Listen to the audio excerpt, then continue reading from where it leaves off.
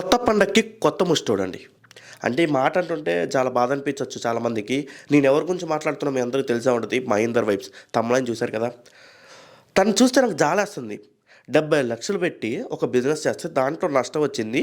So, ఆ డబ్బులు పూడ్చటానికి కష్టపడకుండా డబ్బులు సంపాదించాలి. అంటే ఎలా? జనాలు డబ్బులు అడిగితే సరిపోద్ది. ఎందుకియ్యాలి? మీకు డబ్బులు ఎందుకియ్యాలి? బ్రో నాకు తెలిసినంత వరకు నేను 6 ఏళ్ల నుంచి యూట్యూబ్‌లో చేస్తున్నా బ్రో వీడియోసు.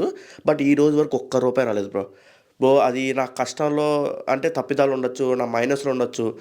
నాకు తెలీదు. నాకు చాలా తక్కువ మంది సబ్స్క్రైబర్స్ ఉన్నారు. నేను 2, 3 ఛానెల్స్ పెట్టి తీసేశాను.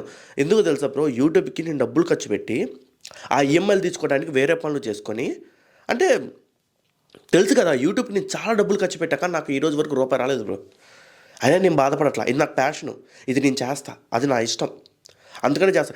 ఈ రోజు వరకు ఎంత కష్టమైనా పడతా కానీ యూట్యూబ్‌లో నేను ఒక్క చేయి దాచి ఒక్క రూపాయి అడగను బ్రో. ఎందుకో తెలుసా? అది బ్రో అసలు ఇదేంటి? ఈ కొత్తగా ఈ ట్రెండ్ ఏంటి నాకు అర్థం కాదు. యూట్యూబర్స్ అందరూ డబ్బులు అడగటం. ఏం పిచ్చి పట్టిందా మీ అందరికీ? యూట్యూబ్‌ని అసలు ఇన్‌ఫ్లుయెన్సర్స్ అంటే ఏంటి? మిమ్మల్ని చూసి ఒక రోల్ మోడల్‌గా చూసుకునే వాళ్ళందరూ. జనాలందరూ మిమ్మల్ని చూసేవాళ్ళు రోల్ మోడల్ మీరందరూ. అలాంటిది రేపొచ్చే వాళ్ళకి మీరు అవకాశం ఇచ్చినట్టే.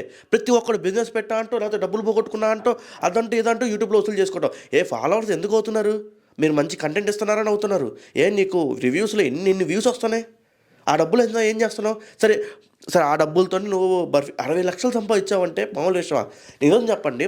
గత 5, 6 ఏళ్ల నుంచి మా ఫ్రెండు సాఫ్ట్‌వేర్ చేస్తున్నాడు. వాడి దగ్గర తిప్పి కొడితే 5,00,000 వాడికి 10, 15,00,000 సాలరీ. ఎందుకు? ఆ ఖర్చులు వాడికి సరిపోతున్నాయి.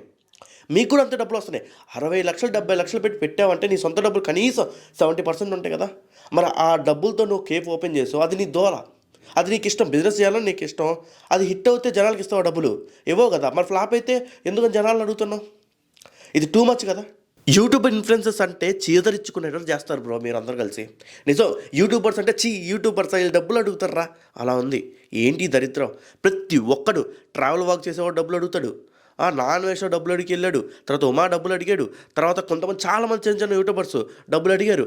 అండ్ ఇప్పుడు నువ్వు మొత్తానికి తయారైపోతున్నారు. అసలు బ్రో నువ్వు నిజంగా చెప్తున్నా, నీకు అప్పయింది అనుకో, నువ్వు ఈ క్షణం బాధపడమాకు బ్రో. ఆ బాధను లోపల ఉంచుకొని కష్టపడు. వీడియోస్ చెయ్యి. ప్రతిరోజు ఒక సినిమా గురించి వీడియో చేయి. చేస్తే నీకు రోజుకొచ్చేసి ఒక్కొక్క వీడియోకి 20,000, 30,000 వ్యూస్ వస్తున్నాయి కదా నీకున్న సబ్స్క్రైబర్స్కి. అలా కంటిన్యూ చేయి. ఈఎంఐలు కట్టుకుంటా ఉండు. ఒక 5 ఏళ్ళకో 10 ఏళ్ళకో నీకు ఈఎంఐలు అయిపోతే మళ్ళీ అంటే ఇది ఎలా ఉంటుందంటే బ్రో, అడుక్కోవటం మానేయండి బ్రో. సంపాదించడం నేర్చుకోండి. అంటే సంపాదించడం అంటే ఎలా అయినా సంపాదించవచ్చు. బట్ దాన్నంతా నీ కాలం అంటే సెల్ఫ్ కాన్ఫిడెన్స్ పోగొట్టుకునేటట్టు సంపాదించుకోవడం కాదు. అంటే అది ఎలా చెప్పాలో కూడా అర్థం కావట్లా. ఎలా నువ్వు అంటే బ్రో చాలామందికి డబ్బులు పోతాయి బ్రో. అలా అని చెప్పి జనాల దగ్గర డబ్బులు తీసుకోరు కదా! ఇలా నువ్వు అడుగుతుంటే నాకు ఎంత బాధ అనిపిస్తుందో తెలుసా? మా ఫ్రెండ్ కూడా నాకు ఫోన్ చేసి ఏమంటున్నాడో తెలుసా అసలకి? "అరే యమ్మ నాకు 15,00,000 రూపాయలు శాలరీ అయినా సరే నాకు డబ్బులు సరిపోవట్లేదురా. వాడు అన్ని లక్షలు పెట్టి వైజాగ్‌లో అంత పెద్ద ఏరియాలో అతను అంత కాస్ట్ పెట్టి పెట్టాడంటే యూట్యూబ్‌లో ఎంతొచ్చుండాలిరా" అంటున్నాడు. మా ఫ్రెండ్‌కి కూడా దాదాపు బాగానే అప్పులయినాయి బ్రో. దాదాపు 20, 30 లక్షలు అప్పులయినాయి. కానీ వాడు ఏం చేస్తున్నాడు? ఏదో పని చేసుకుంటూ ఈఎంఐలు కట్టుకుంటూ తీర్చుకుంటున్నాడు. నువ్వు కూడా అదే చెయ్యి బ్రో. తప్పేముంది? ఇలా జనాల్ని డబ్బులు అడగమాకు బ్రో. అర్థమైందా? నీకేమన్నా అయితే ప్రాణాపాయం అయితే డబ్బులు అడగండి పర్లేదు. కానీ ఇలా చెత్తగా అంటే నేను ఇలా బిజినెస్‌లో నష్టపోయాను. నాకు డబ్బులు కావాలి. ఏంటిది? ఎలా కనబడుతున్నారు జనాలు మీకు? ప్రతి ఒక్కడంటే ఇన్‌ఫ్లుయెన్సర్ డబ్బులు కట్టి డబ్బులు ఏంటిది? ఎవరికైనా ఇక్కడ ఎవరికైనా చెట్టుకి రాలుతున్నాయా డబ్బులు? ఏంటి బ్రో ఇది మరీ దరిద్రంగా? డబ్బులు ఎలా అడగబుద్ధేంది అసలు నీకు? అంటే ఇప్పుడు నాకే బాధ అనిపిస్తుంది బ్రో నిన్నంటే. ఎందుకంటే ఒక సాటి యూట్యూబర్‌గా నాకు తెలుసు యూట్యూబ్‌లో ఎన్ని బాధలుంటాయో. ఇంకా నువ్వు ఇన్‌ఫాక్ట్ చెప్పాలంటే మీకు తొందరగా సక్సెస్ వచ్చింది. నాకు ఇంతవరకు రాలేదు బ్రో. నా కష్టం నేను పడతానే ఉన్నా. నేనెంత కష్టపడుతానో నాకు తెలుసు. అయినా వ్యూస్ రావు అది పక్కన పెట్టండి. నేనెంత కష్టపడ్డా కానీ ఈ రోజు వరకు నేను చాలా డబ్బులు పోగొట్టుకున్నా బ్రో. సినిమా ఇండస్ట్రీలో నేను ఎన్ని డబ్బులు పోగొట్టుకున్నానో నాకు తెలుసు బ్రో.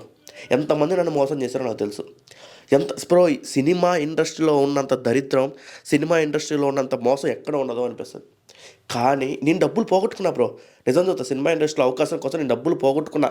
అయినా సరే నేను ఎవరిని దేహి అని అడగలేదు బ్రో. ఎందుకో తెలుసా? డబ్బులు నా వల్లే పోయినాయి. నేనే సంపాదించుకోవాలి కదా! అది నా స్టైల్.